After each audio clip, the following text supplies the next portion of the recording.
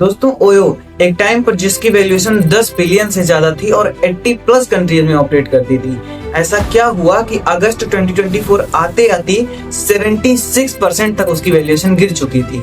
Lockdown के just पहले ही ऐसा क्या हुआ कि 13,431 करोड़ का रेवेन्यू जनरेट करने के बाद भी ओयो 13,123 करोड़ के लॉस में चली गई। फिर रितेश अग्रवाल ने ओयो को 13,123 करोड़ के लॉस से 623 करोड़ के मैसिव प्रॉफिट तक कैसे पहुंचाया। इस कोविड पैंडेमिक में लोगों ने कहा ओयो विल बी बैंकरप्ट। उस टाइम पर मार्केट में ओयो ने सर्वाइव कैसे किया। स्वागत है दोस्तों आप सभी का द स्टार्टअप फाइल सीरीज के थर्ड वीडियो में, जहां आज हम करेंगे ओयो की बात लर्न इंडिया के साथ। दोस्तों आपकी सुविधा के लिए हमने इस वीडियो को 3 चैप्टर्स में डिवाइड किया है। First is starting phase and expansion, second is studying phase and controversies and corona, and the third is revival and profitable comeback. दोस्तों 2013 में थियल फेलोशिप से $100,000 की ग्रांट मिलने के बाद रितेश सर ने ओरेवेल को ओयो में रिब्रांड किया और आरएस मॉडल यूज करके ओयो को एक्सपेंड करना शुरू किया। ये आरएस मॉडल क्या है और ओयो ने इसे अडॉप्ट कैसे किया। दोस्तों आरएस मॉडल एक सिंपल सा रेवेन्यू शेयरिंग मॉडल था। मतलब अगर आप मुझे 10% कमीशन पर कोई प्रोजेक्ट या क्लाइंट मिलवाते हैं तो मैं आपको प्राइस के अकॉर्डिंग 10% कमीशन पे करूंगा। इसमें ओयो क्या करता था, होटल ओनर्स को कांटेक्ट करता था और उन्हें ओयो पर free listing, technical support, payment gateway और फ्री मार्केटिंग देता था।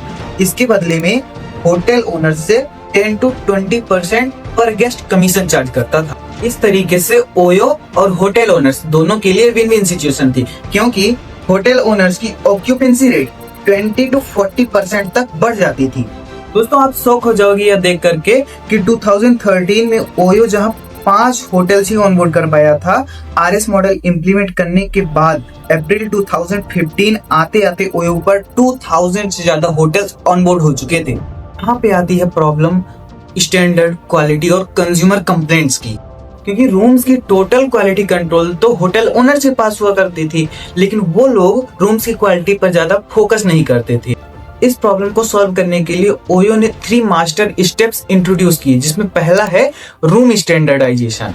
इसके लिए ओयो ने 150 पॉइंट्स का एक चेकलिस्ट इंट्रोड्यूस किया, जिसमें एवरी वीक ओयो की एक स्टाफ टीम जा करके होटल्स की स्टैंडर्ड, क्वालिटी, अप्लायंस, सर्विसेज सारी चीजें चेक करती थी और 150 पॉइंट्स के बेसिस पर रेड, येलो और ग्रीन बटन्स देती थी। इसमें दूसरा है staff training and standard operations.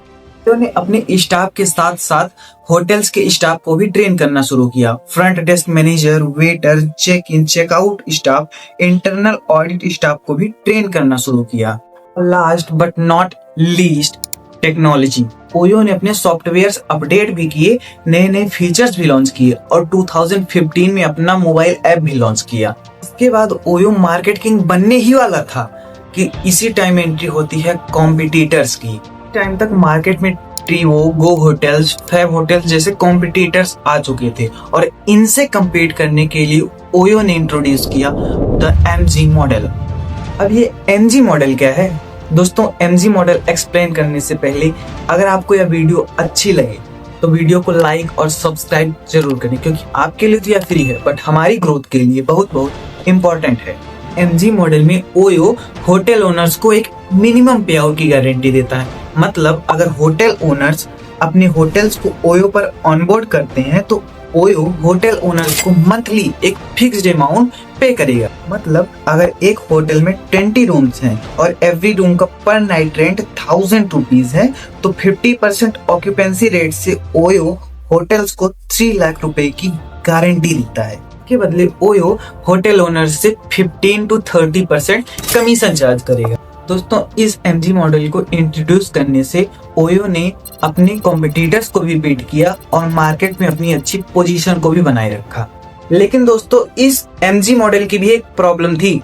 ये देखिए फाइनेंशियल ईयर 2015 में जहां ओयो का रेवेन्यू 32.8 करोड़ था और लॉस 21 करोड़ का था, वहीं एमजी मॉडल इंट्रोड्यूस करने के बाद फाइनेंशियल ईयर 2016 में ओयो का रेवेन्यू तो 125 करोड़ तक बढ़ा, बट लॉसेस भी 497 करोड़ तक बढ़ चुके थे और इसलिए MG मॉडल इंट्रोड्यूस करने के कुछ महीने बाद ही इसके ऑपरेशंस को बंद कर दिया गया और फिर से RS मॉडल पर शिफ्ट किया गया, बट एक नई डायनेमिक प्राइसिंग स्ट्रेटजी के साथ। बट ये डायनेमिक प्राइसिंग स्ट्रेटजी थी क्या? दोस्तों, डायनेमिक प्राइसिंग स्ट्रेटजी का मतलब है AI के थ्रू होटल के रूम्स के रेंट को टाइमली एडजस्ट करना। मतलब किसी होटल में अगर कम कमरे खाली हैं बट उसके लिए ज्यादा कस्टमर्स हैं तो रूम के प्राइसेस ऑटोमेटिक बढ़ जाते थे, और जब कमरे ज्यादा हों बट कंज्यूमर कम हो तो उसकी प्राइसिंग ऑटोमेटिक कम हो जाती थी।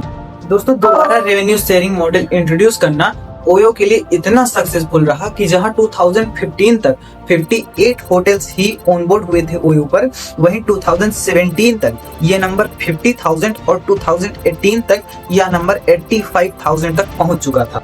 बट इतने सारे एक्सपेंशन के साथ ही ओयो में कुछ खामियां भी आई। Look at this graph. Financial year 2017 में जहां 1400 करोड़ के रेवेन्यू पर 365 करोड़ का लॉस था, वहीं फाइनेंशियल ईयर 2020 में रेवेन्यू 13,413 करोड़ तक बढ़ा, बट लॉसेस भी 13,123 करोड़ तक पहुंच चुके थे। कोविड के जस्ट पहले ही कुछ ऐसी कंट्रोवर्सीज शुरू हुई जिससे मार्केट में ओयो की इमेज खराब होने लगी, और ये कंट्रोवर्सीज खत्म ही नहीं हुई थी कि शुरू हुआ लॉकडाउन। आज रात 12 बजे से संपूर्ण देश में संपूर्ण लॉकडाउन होने जा रहा है। दोस्तों, हुआ कुछ ऐसा था कि 2016 में MG मॉडल इंट्रोड्यूस करने पर ओयो और होटल ओनर्स के बीच ये कॉन्ट्रैक्ट साइन हुए थे कि ये डील मिनिमम 5 इयर्स के लिए रहेगी।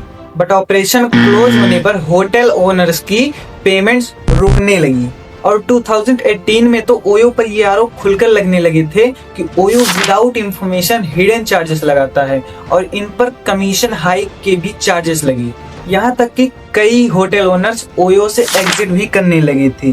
Federation of hotel and restaurant authority of India ने competition commission of India CCI में ओयो के अगेंस्ट एक FIR भी फाइल करी। इतना कुछ हो ही रहा था कि अचानक लॉकडाउन लग गया और कंज्यूमर ट्रैफिक 75% से सीधा जीरो। इन्वेस्टर्स का pressure, negative perception, losses, cash burn, staff salary, international operations. But इसको हैंडल कैसे किया?